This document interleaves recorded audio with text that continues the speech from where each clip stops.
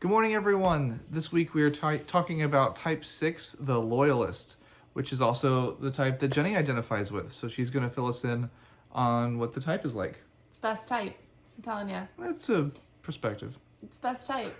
The loyalist is also known as the protector of the Enneagram.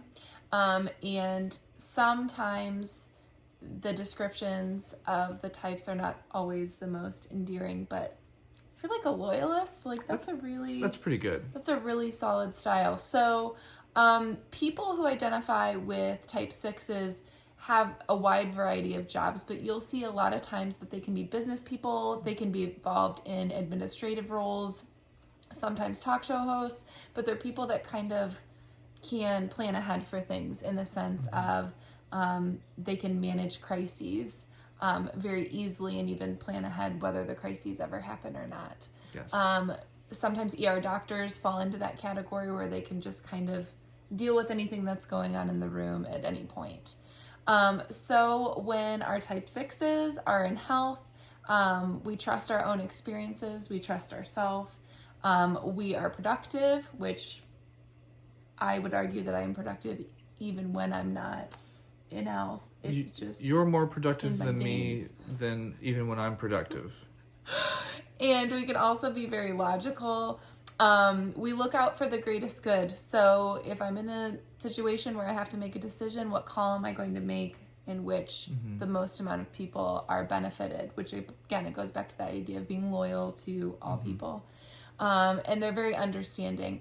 They are very, very compassionate and very funny. I don't think that's part of the type. No, it is. It's in the book. So on the other side of it, when stress happens, and actually one of the best characters, there are a lot of authors that will type real and fictional characters, and Frodo Baggins from Lord of the Rings is textbook type 6.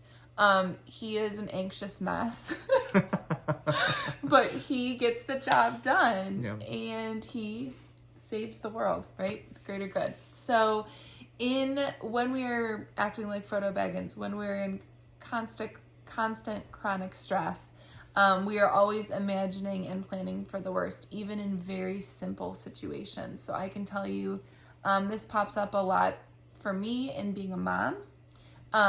So if we go to a park and my 2 young sons and Cory are playing, I know which stick is sticking up. I can see the rusty nail in the water, and I can anticipate that it's going to rain in 20 minutes. So I just scan my environment all the time for the worst is going to happen. And Cory's like, how does your brain even think like that? And I'm like, it's exhausting. Yeah.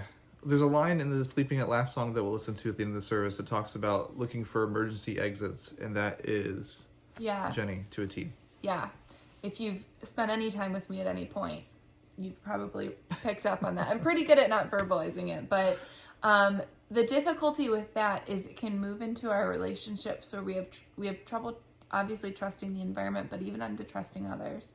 Type 6s can actually be really suspicious if they get too many compliments of people. So if someone comes up and they're like, oh, you're so great at this, or, I really admire you in this, they can even be like, I wonder why they said that.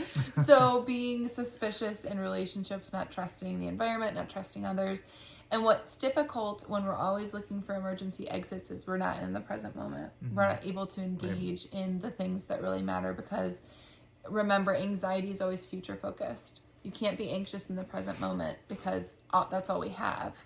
So when we're stuck in that anxiety loop, we're always looking toward the future. So if you haven't picked up on it yet, the deadly fear for this, or the deadly sin for this type is fear. Fear within lots and lots of different layers and lots of categories.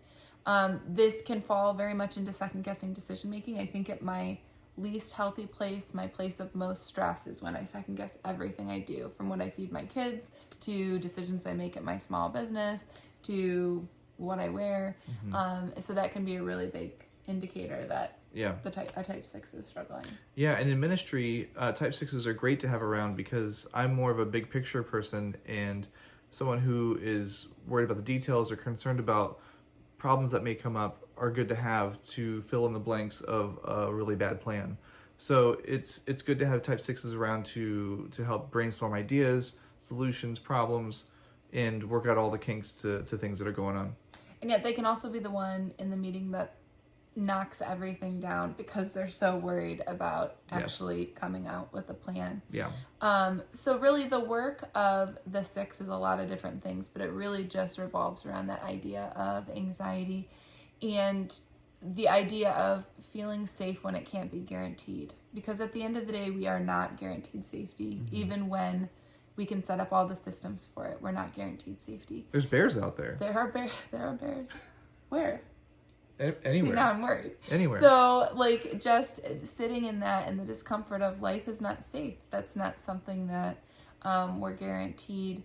And to trust themselves and their inner guidance, their God-given, person-earned inner guidance, that really at the end of the day will and always has steered them in the right direction.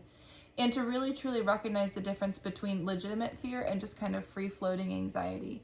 Legitimate fear is somewhat healthy for us to help us make decisions, but if you just have generalized fear about everything, then that really can cripple us in a lot of ways.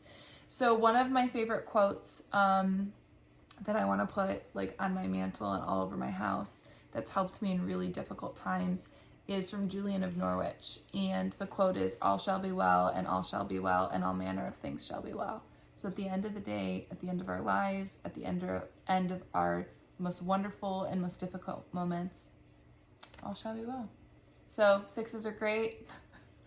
I think they're lovely. Cory, you obviously like them. That's true. Yes, but we need them.